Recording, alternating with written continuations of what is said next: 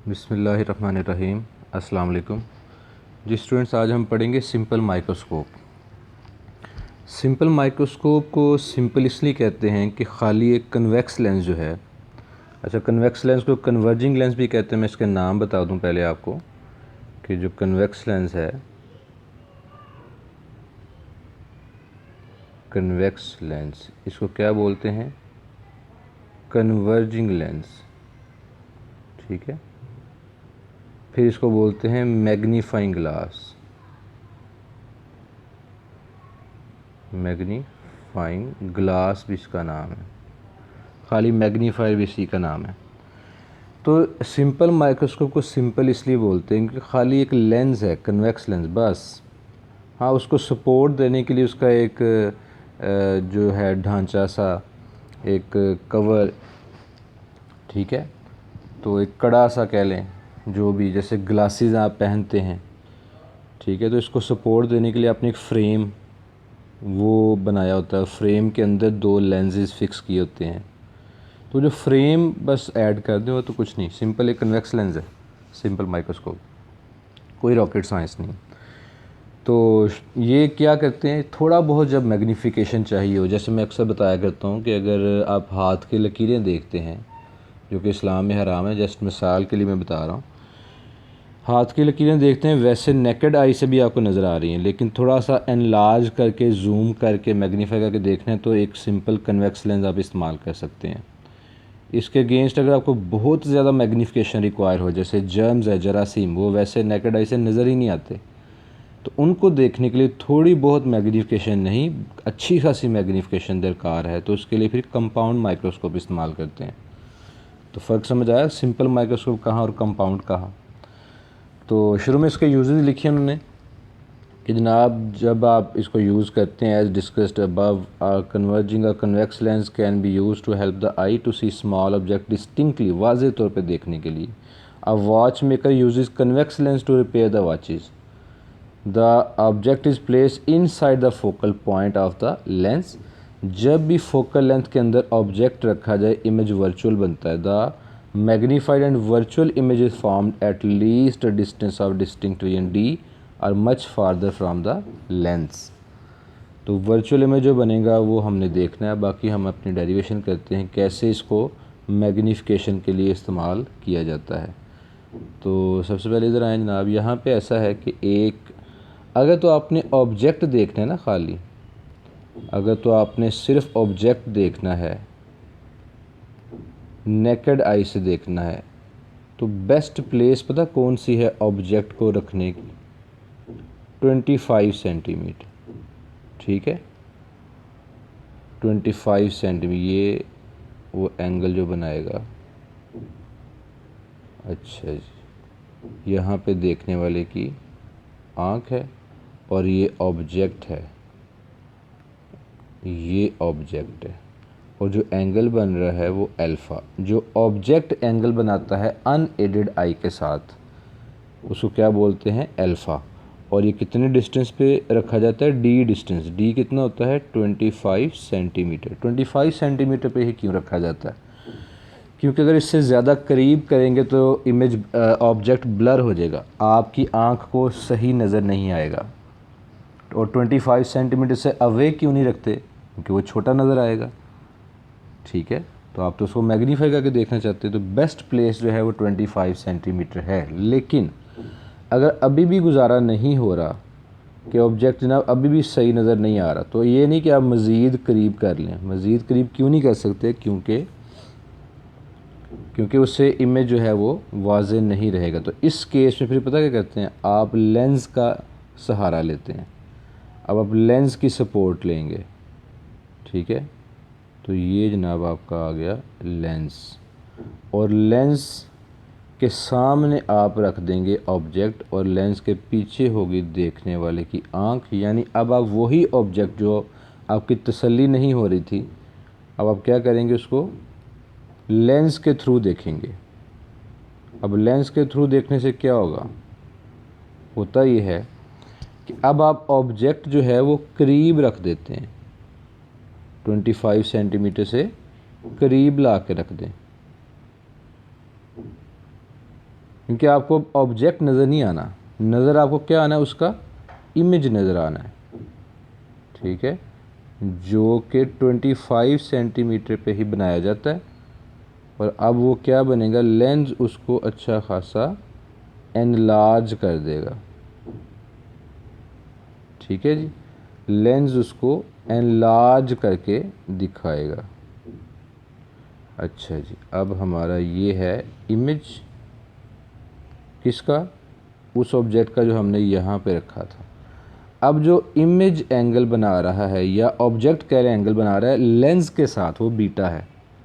जो object angle बनाता है अनएडेड आई के साथ वो अल्फ़ा होता है। जो ऑब्जेक्ट या इमेज एंगल बनाते हैं लेंस के साथ उसको बीटा कहते हैं, और इस एंगल को ऊपर वाले को अल्फ़ा कहा गया। मैंने जैसे बताया कि इमेज भी आपने डी डिस्टेंस पे बनाना है 25 सेंटीमीटर पे। क्यों? क्योंकि अगर इससे दूर बनेगा इमेज तो फिर वही बात छोटा, अगर करीब बनेगा तो ब्लर। तो अब बेस्ट प्लेस इमेज बनाने की वो क्या है, 25 सेंटीमीटर। अब पता क्या है, ऑब्जेक्ट देखें 25 सेंटीमीटर से करीब है, इमेज 25 पे बना है, ऑब्जेक्ट 25 सेंटीमीटर से करीब बना है, लेकिन हमें इससे कंसर्न क्यों नहीं, क्योंकि आँख को ऑब्जेक्ट नज़र नहीं आना, इमेज लेंस ने जो इमेज बनाया हमें वो नज़र आएगा, और इमेज तो 25 सेंटीमीटर भी बना हुआ है, तो इसलिए वो कोई इशू नहीं। तो अब इसकी मैग्नीफिकेशन का हम फार्मूला डिराइव करेंगे। जैसे हमने पढ़ा कि जो एंगुलर मैग्नीफिकेशन है, एंगुलर मैग्नीफिकेशन एम, उसका फार्मूला क्या था, बीटा ओवर अल्फ़ा।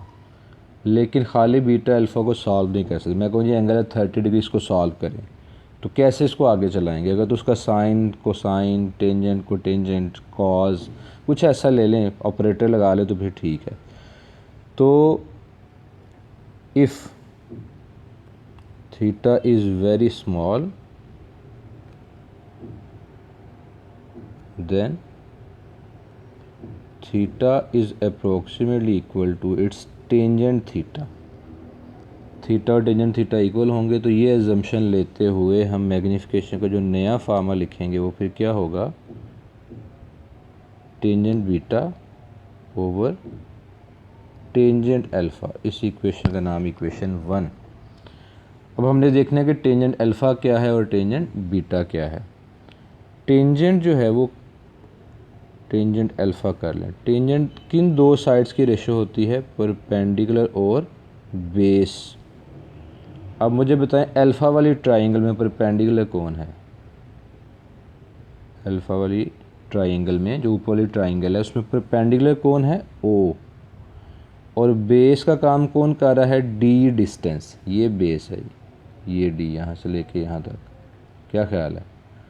तो बेस हो गया डी और परपेंडिकुलर हो गया ओ। इसी तरह टेंजेंट बीटा जो है वो भी परपेंडिकुलर और बेस की रेशो होती है।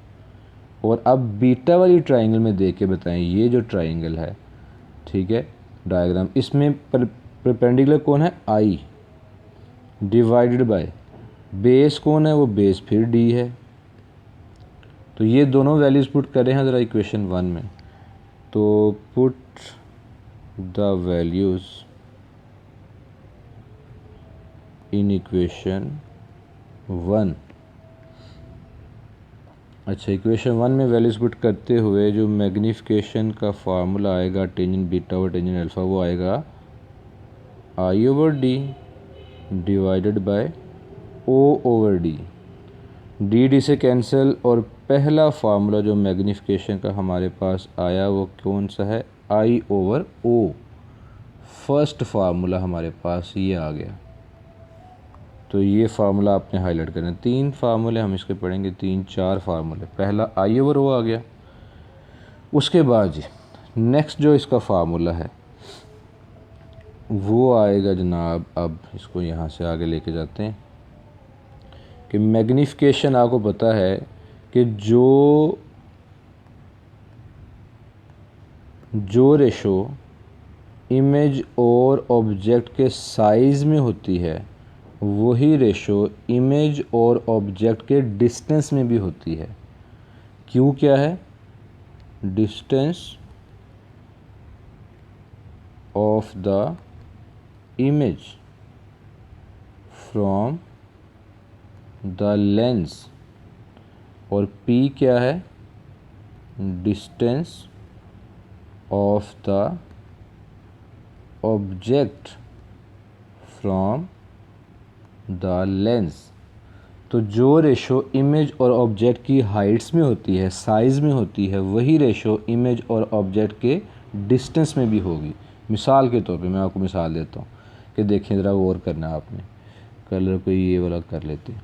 अगर ये ऑब्जेक्ट पड़ा है, इसका डिस्टेंस लेंस से ये p है और इमेज का डिस्टेंस ये q है, यहाँ से लेके यहाँ तक ये q है क्योंकि इमेज ये है, ठीक है। अब आपको देख के बताएं इमेज का डिस्टेंस ज़्यादा लग रहा है कि नहीं। जो मेरा ख्याल है जितना p है ना, अगर ये p 5 सेंटीमीटर है तो जो q है, q वो इससे 3 गुना ज़्यादा है, 5 सेंटीमीटर यहाँ से लेके यहाँ तक, उसके बाद फिर यहाँ से लेके यहाँ तक ये भी 5 सेंटीमीटर, और यहाँ से लेके यहाँ तक तकरीबन 3 गुना ज़्यादा फासले पे है इमेज। तो साइज़ भी तकरीबन 3 गुना ज़्यादा होना चाहिए। कैसे देखते हैं ज़रा। ऑब्जेक्ट ये था, ये ऑब्जेक्ट इस साइज़ का था, तो इमेज जो है देखें उससे 3 गुना बड़े साइज़ का है। ये देखें, एक ये, दूसरा ये और तीसरा ये। अगर इमेज पड़ा 3 गुना ज़्यादा फासले पे है तो इमेज की हाइट जो है वो भी ऑब्जेक्ट से 3 गुना ज़्यादा होगी। नोट कर रहे हैं जो मैंने अभी बताया, इस पर गौर कीजिएगा ज़रा, क्योंकि रिकॉर्डेड लेक्चर है, जितनी मतलब मर्ज़ी देखें कि अगर इमेज 3 गुना ज़्यादा फासले पे पड़ा है, एक ये और एक ये, 3 गुना ज़्यादा डिस्टेंस है, तो हाइट भी उसकी 3 गुना ही ज़्यादा होगी। इसको कहते हैं कि जो रेशो हाइट्स के दरमियान है वही रेशो उनके डिस्टेंस के दरमियान भी है। सही है। तो एक तो ये जनाब फार्मूला आ गया।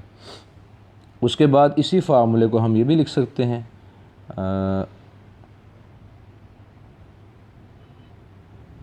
चलें नीचे ही लिख लेते हैं इसको हम अलग से। वो क्या है कि m, कलर ज़रा चेंज कर ले, अच्छा, m is equal to q over p, और इसको फिर d और p भी तो लिखा जा सकता है। d और p क्यों लिखना है जी, क्योंकि इसको इक्वेशन, क्योंकि जो इमेज है हमारा वो d डिस्टेंस पे, नियर पॉइंट पे बन रहा है। सही है, ये d और p। अच्छा, अब क्या करना है, हमने लेंस फार्मूला अप्लाई करना है।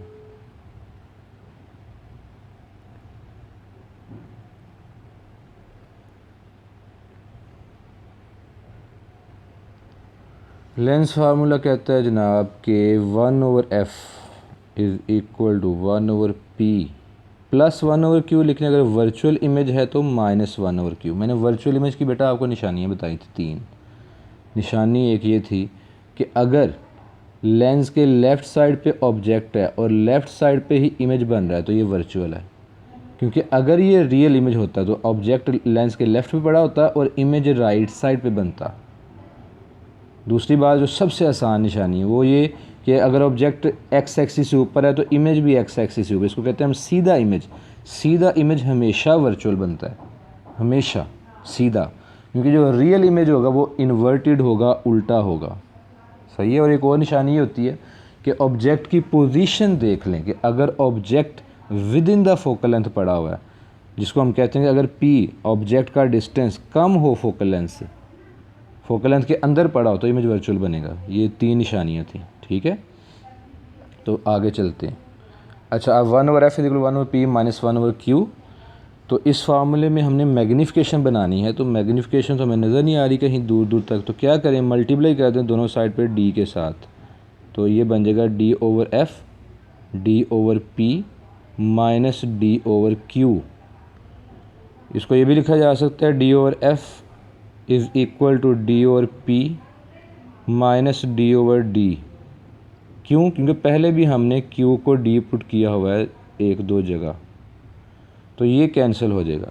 अब आपके पास बचा क्या, d/f is equal to d/p minus 1, ठीक है।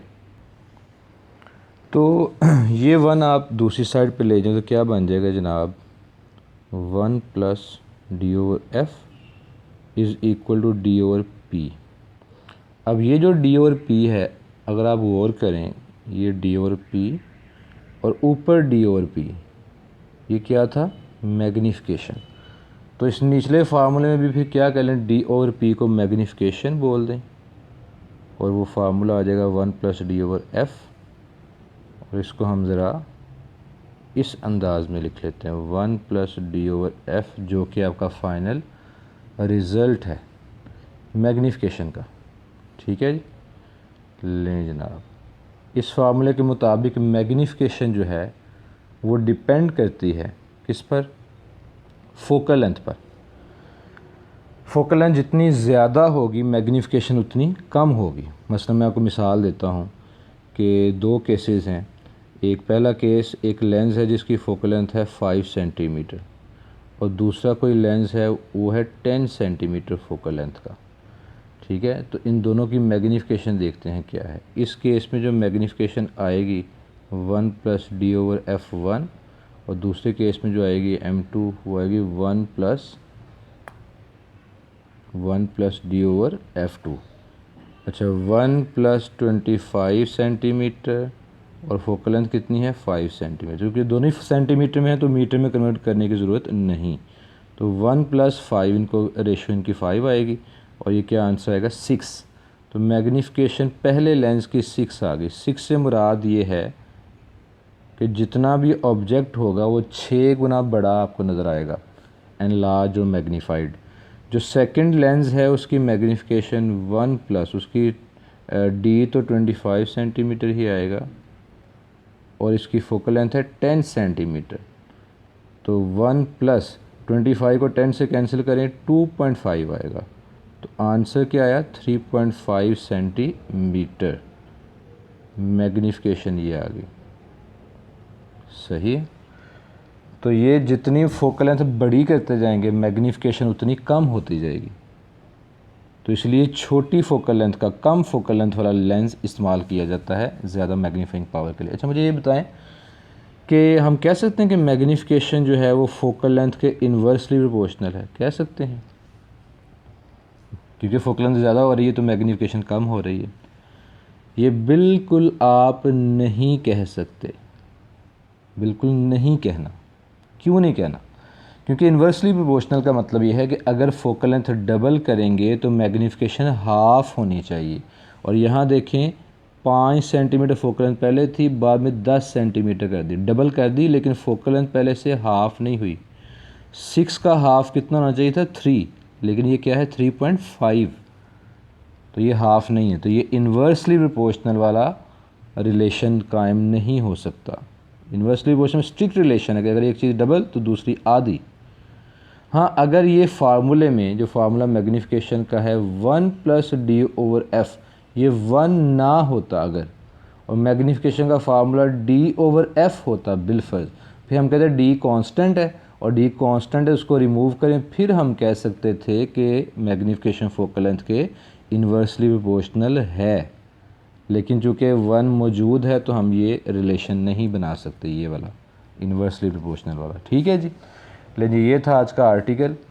तो इंशाल्लाह नेक्स्ट लेक्चर में हम मिलेंगे अगले आर्टिकल के साथ। बहुत शुक्रिया, अल्लाह हाफिज़।